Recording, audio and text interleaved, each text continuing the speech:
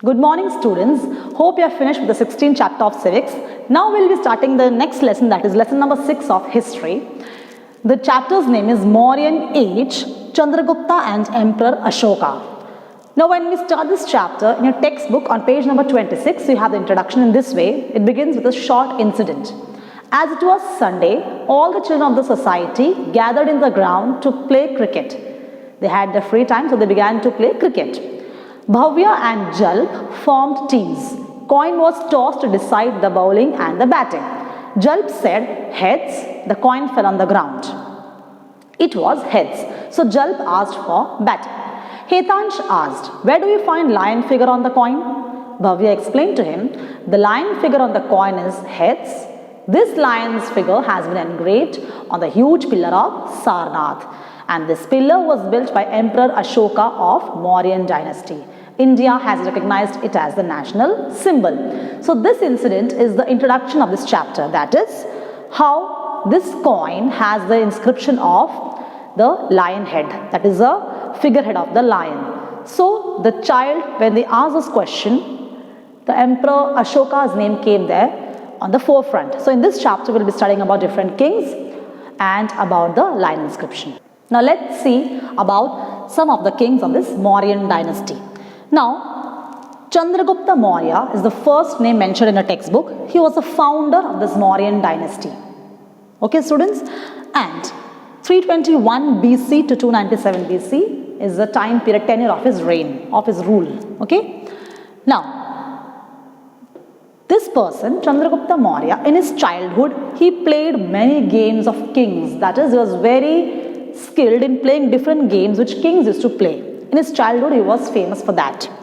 And Acharya Vishnugupta noticed the skill of Chandragupta Maurya and he began to give him training. He thought that this child is very excellent in all these type of skills, so I will give him more training. Under his guidance, under the guidance of Acharya Vishnugupta, Chandragupta Maurya was trained in Shastra and Shastra. This is the Hindi word. Shastra means for arms, for weaponry. He was skilled in using weapons, which kings use, and in Shastra, that is science. So, he was skilled in both arms as well as in science, weaponry as well as in science. And with the help of Chanakya helped him. He defeated the last emperor of the Nanda dynasty. Students, in the first semester, we saw about the Nanda dynasty. So, the last emperor of Nanda dynasty was defeated by Chandragupta Maurya with the help of Chanakya. Now, as we saw, the last emperor of the Nanda dynasty, Dhananand, in 321 BC, he took over the throne of Magad and founded the Maurya Vansh. So, Chandragupta was very active in finding this Maurya Vansh. Why? Because he took over the throne from Dhananand in 321 BC. Now, Chanakya's skill, or with the help of Chanakya, Chandragupta acquired many skills we saw. So his skill was the main reason for the full benefit of Chandragupta Maurya's success in his life. In politics, in administration, in economic life, in whatever skill he showed in his rule, in his reign, all that was possible because of the help of Chanakya. And in the book written by Chanakya, that is Arthashastra is a book written by Chanakya, we can see the information given about Chandragupta Maurya's skills in the information in the social, political, economical, every sphere of the Mauryan dynasty. That is, the Mauryan dynasty established by this person, Chandragupta Maurya, was with the help and guidance of Chanakya. So, Chanakya was very much responsible or thankful to this person, Chandragupta, and Chandragupta was also vice versa thankful to Chanakya for helping each other. Why? He was his guide in getting so many achievements in his life. Now, 4 territories were conquered by him. The first one is Kabul, second is Kandahar, third is Herat, and fourth is Baluchistan. I repeat those names here. First is Kabul, second is Kandahar, third is Herat, and fourth is Baluchistan.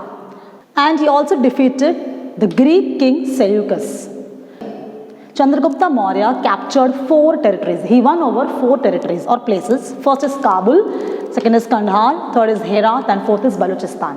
First he defeated the Greek king Seleucus Nicator, and then he captured all these 4 territories: Kabul, Kandahar, Herat, and Balochistan.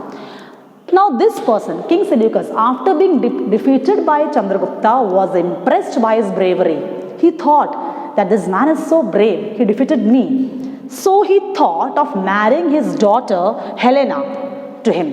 So he agreed to his promise and he married his daughter Helena. That is, King Seleucus Nicator's daughter Helena was married off to Chandragupta Maurya. And King Seleucus also sent his ambassador Megasthenes to the court of Chandragupta Maurya.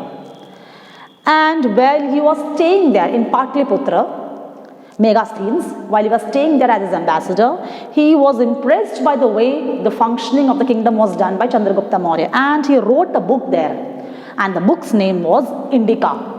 And in that book we can get information about the Magad Empire in detail. Now let's see how the extension of state happened during the time of Chandragupta Maurya. State here is capitalized because it stands for Magad. Okay, now this person Chandragupta Maurya had extended the whole of Magad into a vast empire. Why? Because he was so brilliant in all spheres of his reign. He established sovereign power over the whole of India. He wanted to capture the regions of India in a wholesome manner with the valor and diplomacy of Chanakya. We already saw his guide was Chanakya. So with the skills given to him under the guidance of Chanakya, that is the valor. Valor means he was a valiant king, and diplomatic rule. Because of his valor and diplomacy, he wanted to capture the whole of India. And because of that, he tried his level best in a diplomatic manner to capture the regions.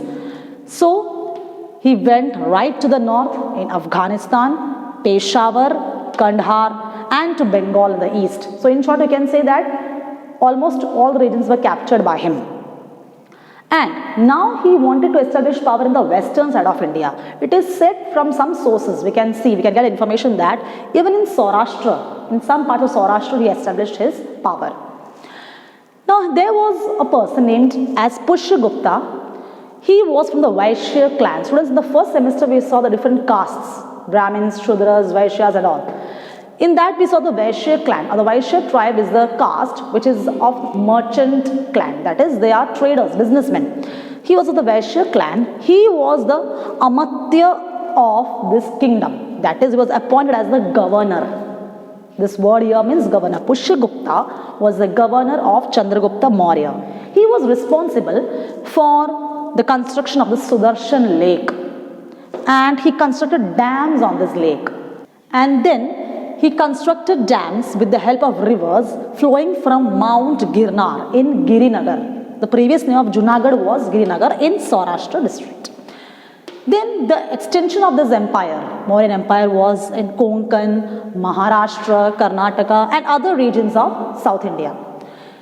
Then he captured northwest, then West Gandhar, Afghanistan, and Chandragupta was very famous in almost all regions of India. So we can say that, as we saw in the previous point, his sovereignty spread in the whole of India. That is, his rule, his reign spread in the whole of India. Now students, on page number 27 of a textbook, you have a map which shows the main towns and places where archives have been found of the Mauryan Empire. That is, the remains of Mauryan Empire has been found. You can see the pink spots shown there. They are Tapora, Kalsi, Bahapur, that is Delhi, Meerut, Lumbini, Kausambi, Gujjar, Sarnath, Rupnath, Pangupriya, Sanchi, Kaling, Samnati, Maski, Eragudi, Brahmagiri. See, almost all the places in the west side of India, you can see Girnar, which you saw just now, Girinagar, Patliputra. It extended almost to all the places. Then you can see Kandahar, then Lampak, Mansehr, all these places shown in the map were the main territories captured by Chandragupta Maurya. Then you have a point here on the same page. In the pink box, know this. Here they have given the definition of an ambassador or envoy. What is an ambassador? A representative of one state which is sent to another state. In Hindi we call it as Rajdoot. Rajdoot or ambassador is a person who is sent from one state to another. In your country also, in India, ambassadors are sent to different countries of the world, and different countries, they send their ambassadors to our country for different official matters. So in the olden days, the kings used to have ambassadors from one state. They used to send it to another state for their official work. So students, here we conclude this topic. In the next video, we will be coming to the next topic. Thank you.